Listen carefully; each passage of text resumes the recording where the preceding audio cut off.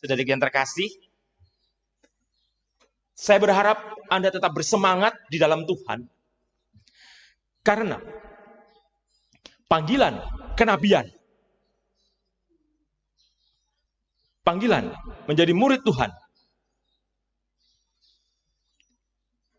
tetap ada di dalam kehidupan kita.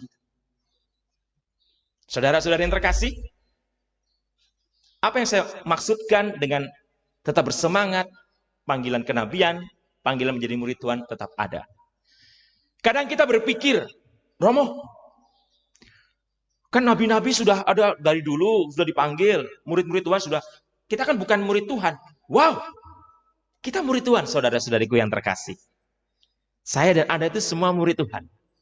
Dan kita tetap dipanggil untuk memiliki semangat profetis. Semangat apa? Semangat kenabian. Tadi dalam bacaan pertama dikatakan oleh Musa bahwa akan diangkat nabi di tengah-tengah yang seperti aku. Katakan demikian, Musa mengatakan demikian dalam bacaan pertama. Dan itu akan terjadi juga dalam kehidupan kita. Tetapi sebenarnya siapakah nabi-nabi itu? Banyak orang mengatakan diri begini-begini. Tetapi saya mau mengatakan kepada Anda, kita pun dipanggil untuk menyuarakan suara profetis, suara kenabian. Karena apa? Itulah konsekuensi menjadi murid Tuhan. Saudara-saudariku yang terkasih, saya tahu sekarang ini bukan hanya pandemi COVID-19, tetapi ada virus juga yang melanda yang hampir berbahayanya sama dari virus pandemi COVID-19 ini. Anda tahu? Ada virus yang berbahaya, yaitu virus andilau. Apa itu? Antara dilema dan galau. Jadi andilo itu antara dilema dan galau, saudara-saudara. Banyak dilema. Jodohku siapa? Pekerjaanku apa? Galau. Tetangga saya itu, kami itu di seminari Palangkaraya ini ada tetangga, anak kecil, tetangga. Bayangkan anak kecil, umurnya mungkin masih 9 atau 10 tahun. Sudah mengalami virus ini, dilema dan galau. Di depan saya dia nyanyi, pusing, panas. Dalam hati, Dek, kenapa Dek? Saya tanya. Stres, pastor. Anak kecil aja bisa stres, saudara-saudariku yang terkasih. Apalagi orang tuanya. Nah, saudara-saudariku yang terkasih, virus andilo ini, antara dilema galau ini melanda kita, sehingga kita menjadi tidak sadar bahwa kita dipanggil menyuarakan kenabian. Kita berpikir pada penderitaan kita sendiri, pada stres kita sendiri, pada kegetiran, kepahitan kita sendiri, sehingga kita lupa panggilan hidup kita. Dalam bacaan kedua, Rasul Paulus kepada umat di Korintus tadi dikatakan oleh Rasul Paulus bahwa janganlah kamu hidup supaya kamu hidup tanpa kekhawatiran. Jadi kita jangan hidup dengan kekhawatiran. Jadi Paulus tadi mengatakan hiduplah tanpa kekhawatiran. Derita ada, kesulitan ada, penyakit ada, pandemi ada, problem ada. Tetapi masalahnya adalah di dirimu, diriku. Bagaimana iman Anda? Bagaimana kepercayaan Anda kepada Tuhan? Itu menentukan keputusan, sikap yang Anda ambil.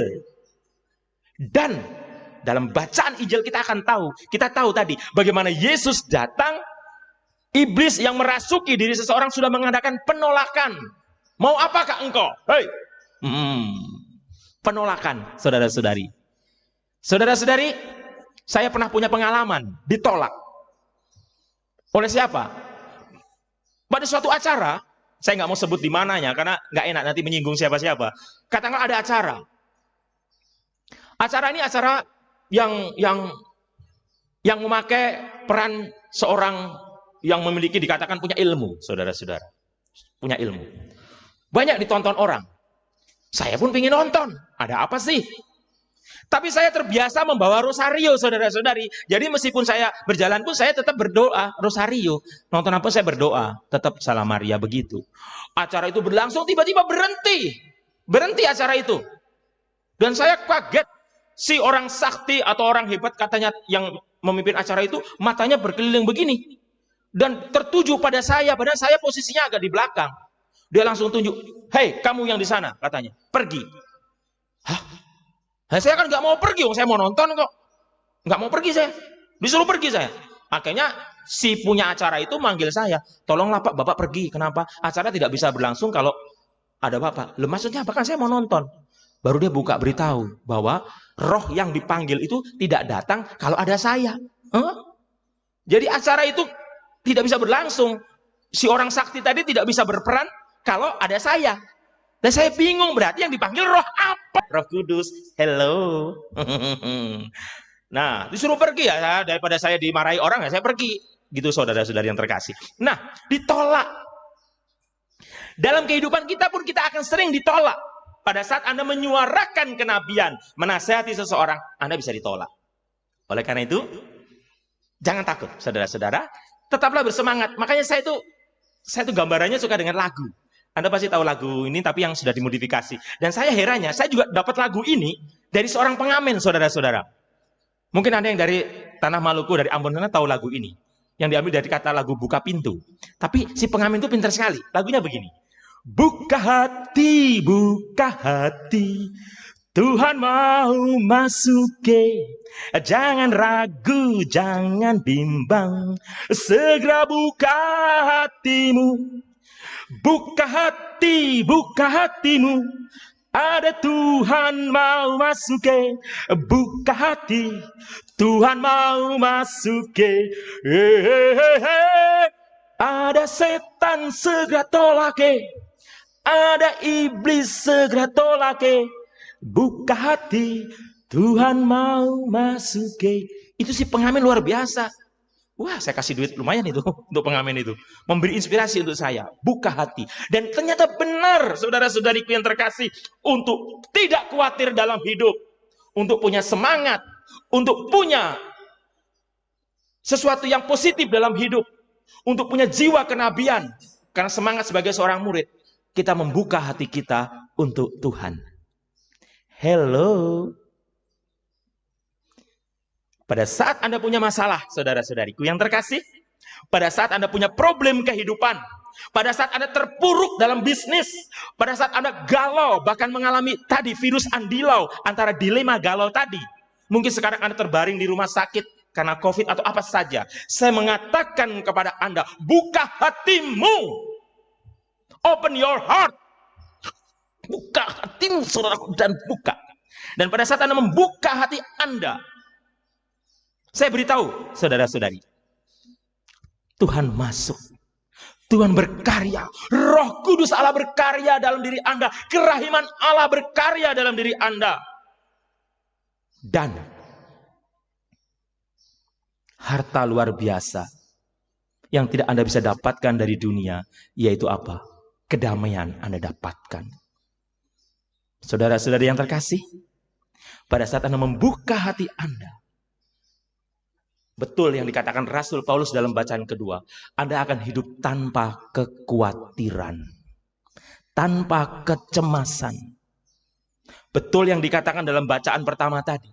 Anda akan punya jiwa kenabian. Mungkin Anda ditolak. Mungkin Anda difitnah. Mungkin Anda diperlakukan tidak adil karena iman Anda. Tetapi pada saat Anda membuka hati Anda, pada saat Anda membuka hati Anda, membiarkan Tuhan berbicara dan Anda mendengarkan. Tadi dalam Mazmur tanggapan kan? Singkirkanlah penghalang sabdamu. Cairkanlah hatiku yang beku. Dan bimbinglah kami di jalanmu. Singkirkanlah penghalang sabda. Singkirkanlah. Kita minta Tuhan agar firman Tuhan menjadi rema yang meneguhkan Anda. Jika kalau saya berkhotbah, romo-romo berkhotbah, para uskup berkhotbah, para pewarta Injil mewartakan Injil, Anda membaca kitab suci, itu menjadi rema terus bergaung dalam hidup Anda sehingga Anda tidak takut lagi menghadapi kenyataan hidup yang pahit. Tidak seperti anak kecil tetangga kami di seminari yang pusing, panas, stres. Saudara-saudara yang terkasih, semua bersemangat? Amin. Nah, semangat saudara-saudara. Tunjukkan bahwa Anda murid Tuhan yang berani menyuarakan suara profetis, suara kenabian dengan mengatakan apa? Jangan takut, itu suara kenabian. Jangan takut kepada saudara-saudari Anda, jangan takut. Percayalah kepada Tuhan. Itu suara kenabian. Katakan itu saudara-saudara, jangan takut.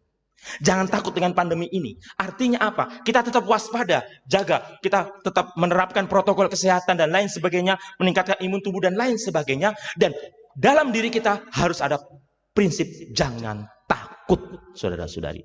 Karena ketakutan itu sendiri, kecemasan itu sendiri, kebimbangan itu sendiri, kegalauan itu sendiri bisa membuat imun Anda menjadi lemah. Oleh karena itu imun dan iman harus berjalan sejajar. Saudara-saudariku yang terkasih, biarlah firman Tuhan menjadi rema. Amin saudara-saudara. Biarlah firman Tuhan itu menjadi rema yang terus terngiang dalam telinga Anda. Sehingga menguatkan, meneguhkan Anda. Kalau Tuhan berkata, janganlah engkau takut, janganlah engkau khawatir. Terus menjadi rema. Masih terngiang di telingaku. Terus. Bisik sabdamu. Bisik sabda Tuhan terus terngiang. Janganlah khawatir. Akulah jalan kebenaran dan kehidupan. Bisik sabdamu bakar hatiku. Ku mau besertamu, sertamu, oh Yesusku. Saudara-saudariku yang sedang sakit di rumah sakit, kalau Anda yang ikut misa ini, jangan ragu ikut menyuarakan. Katakanlah, air mata bahagia menetes di pipiku saat ku baca firman-Mu. Air mata bahagia pada saat Anda membaca. Terima kasih Tuhan, Engkau telah memberikan surat cintamu yang luar biasa, firman-Mu yang luar biasa dalam bacaan kitab suci. Dan kalau Anda punya prinsip seperti itu, Anda melakukan seperti itu, percayakan kasih Tuhan membuka hati Anda tadi, buka hati tadi.